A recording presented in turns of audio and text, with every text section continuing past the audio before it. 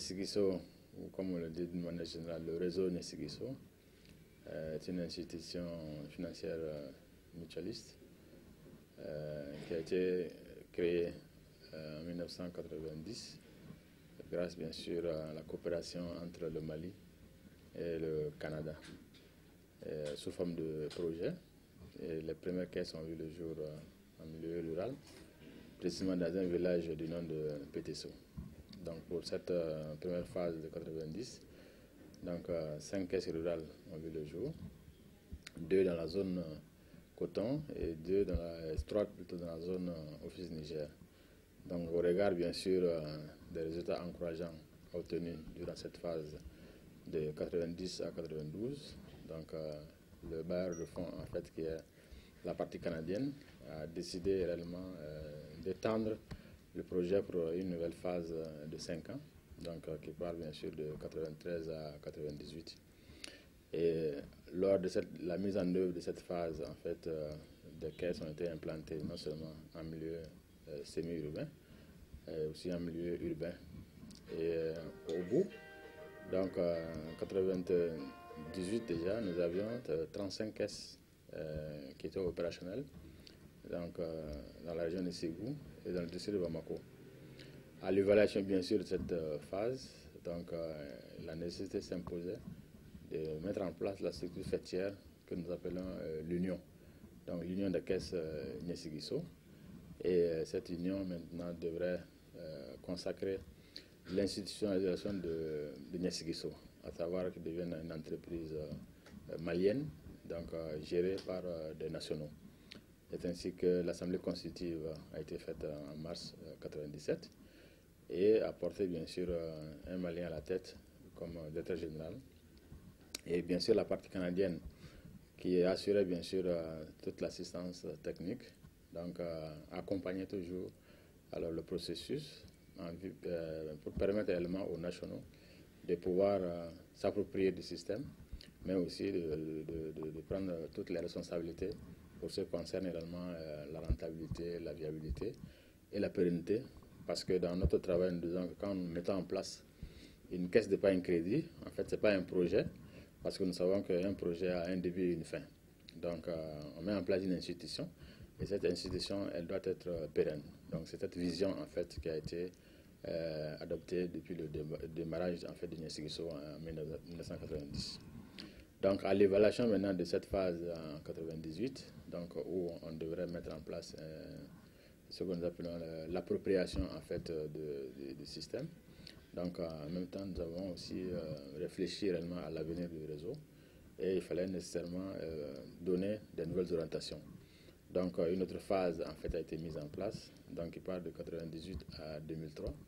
Et cette phase, réellement, devrait concerner réellement la consolidation de tout ce que nous sommes en train de faire. Et dans cette consolidation, donc, en termes réellement de réduire les centres de décision, mais tout en, bien sûr, en déployant des points de service. Donc, nous sommes rentrés dans une phase que nous appelons en fait la phase de la reconfiguration. Et au même moment, donc, les transactions qui auparavant s'étaient faites de façon manuelle, donc il fallait informatiser parce que pour toute entreprise, donc aujourd'hui, les nouvelles technologies qui sont axées autour de l'informatique, donc c'est incontournable. Donc il fallait amorcer cette phase. Donc, en informatisant nos opérations de façon automatique et aussi pour offrir en réalité un service de qualité à nos membres. Donc, ce processus en fait de regroupement des entités de base devrait réellement donner une nouvelle vision, à savoir avoir des caisses de base fortes, pérennes et bien enracinées dans leur milieu. Et en matière d'enracinement, donc nous essayons de voir comment la population même à la base peut réellement s'approprier du système en termes réellement de dire c'est notre caisse et non dire c'est la caisse de X ou Y et ainsi de suite. Donc cette phase de regroupement effectivement a démarré aussi en 2003 et s'est terminée en fait en 2006 et aujourd'hui de 46 caisses, donc nous sommes à 15 caisses qui sont opérationnelles. Opérationnelles bien sûr dans les régions de Caille, Kouloukoro, Sikasso, Ségou et bien sûr Tombouctou. Mais je dois dire que pour des raisons que nous connaissons tous en termes de sécurité, donc de nos jours, nos points de service dans la région Tombouctou ne sont pas opérationnels. Donc avec 15 caisses et bien sûr 85 agences et guichets confondus, donc disons que nous couvrons quand même une bonne partie du territoire national. Et aussi en termes réellement de répartition de nos entités de base, nous quand même couvrons une bonne partie du territoire de l'Afrique du Mali. Et ces points de service, en réalité, que couvre aujourd'hui une bonne partie du territoire, donc il y a au moins 13 000 membres ou sociétaires en fait, qui ont des comptes. Et si nous ajoutons bien sûr les groupements, donc on peut dire que Niesquisso aujourd'hui offre en fait ses services financiers au moins à 175 000 personnes en République du Mali. Et aussi en termes de volume d'épargne, donc c'est pour parler un peu des indicateurs de portée. Donc nous avions 12 milliards de volume d'épargne mobilisé pour un encours qui tourne autour de 11 milliards de francs CFA. Donc ça c'est les chiffres, comme on dit, de 2015, qui restent bien sûr à consolider puisque nous sommes en début d'année. Donc il s'agira pour nous de consolider tout ça. Et aussi en termes d'offres de services liés au crédit, donc nous avons des services, des produits de crédit diversifiés qui touchent une bonne partie du segment du marché, à savoir des crédits liés à l'agriculture, qui représentent à peu près 30% de notre portefeuille de crédit. Les crédits liés au commerce, que nous appelons généralement AGR, qui représente 1%. Donc les autres, disons 30%, sont répartis entre l'artisanat, le crédit salaire, ainsi de suite.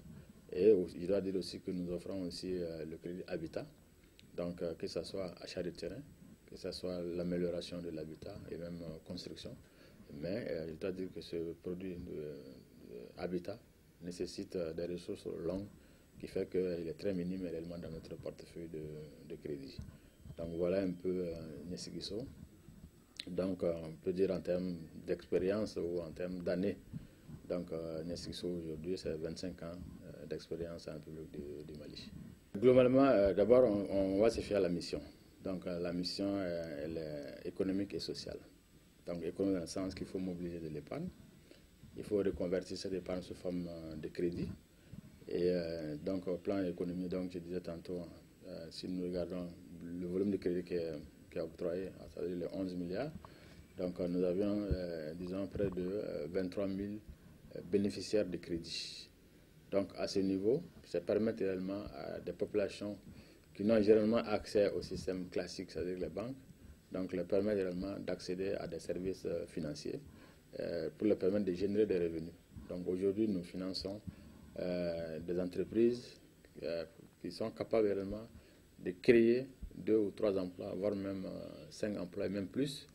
Et aussi, donc, le fait que nous, disons, en termes d'expansion, donc lorsqu'on met en place une caisse ou une agence, donc c'est un emploi qui est créé, donc nous contribuons réellement à la création d'emplois.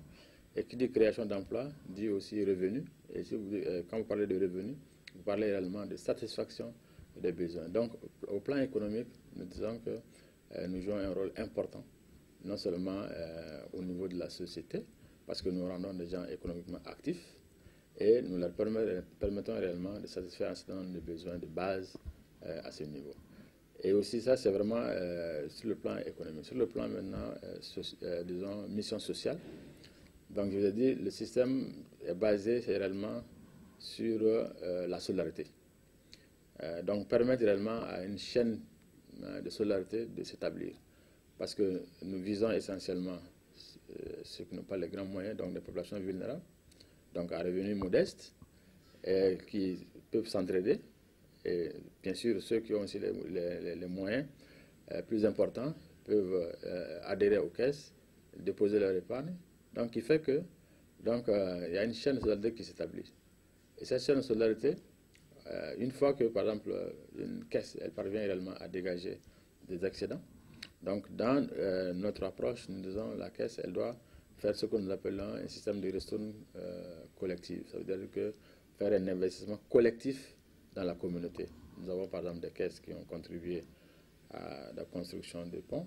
Nous avons des caisses qui ont contribué à l'équipement de dispensaires. Nous avons des caisses qui achètent de l'eau, des médicaments qui sont donnés régulièrement également à des centres de santé. Donc ça, c'est vraiment des investissements qui sont faits sur le plan collectif. Donc c'est une population en fait qui en bénéficie.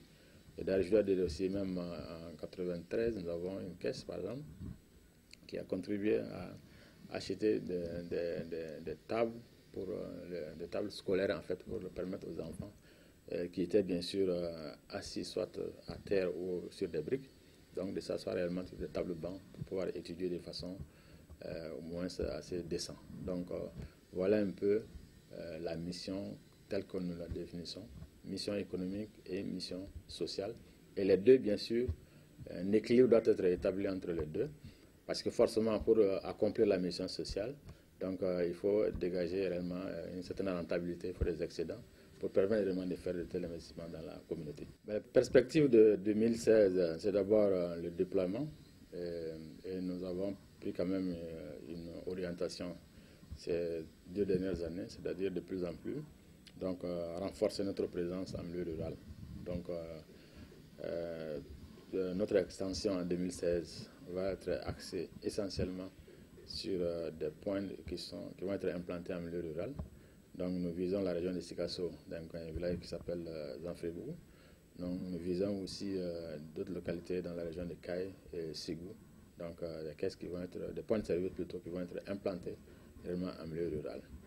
Comme autre perspective, c'est aussi bien sûr le renforcement non seulement de ce que nous avons entrepris avec la diaspora malienne en termes de transfert d'argent, mais aussi en termes également d'exploiter les opportunités qu'offre aujourd'hui la technologie, à savoir nouer un peu de partenariats avec des opérateurs de transfert rapide d'argent. Donc ça, c'est vraiment des perspectives.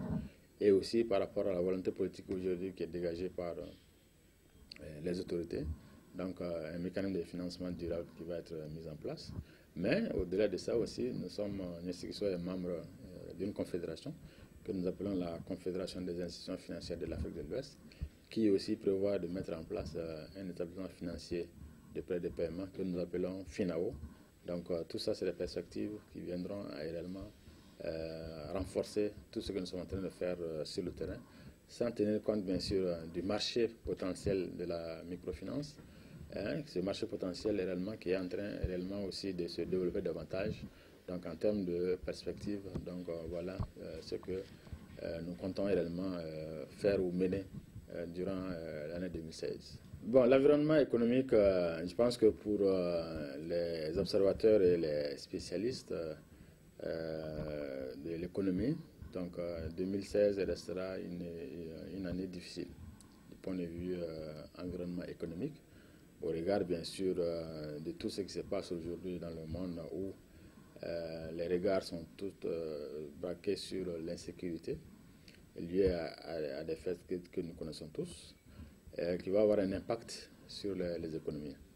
Et il est démontré que non seulement la croissance elle sera modérée en 2016, mais aussi il y aura des différences entre les pays en termes réellement de croissance. Pour ce qui concerne le Mali, donc il est prévu un ralentissement dû au fait que déjà les effets pervers de la crise que nous avons connue en 2012, ces effets persistent. Et aussi, bien sûr, par rapport réellement, non seulement à certains secteurs, notamment le secteur minier, le secteur, bien sûr, agricole. Donc tout cela va un peu tourner au ralenti, qui fera en sorte que, d'une manière générale, l'environnement économique demeurera austère. Donc il s'agira bien sûr pour les spécialistes, en tout cas, de peser beaucoup sur un certain nombre de leviers pour permettre réellement, en tout cas, à l'économie malienne de pouvoir repartir réellement sur de bons pieds, probablement peut-être en fin 2016 ou en 2017.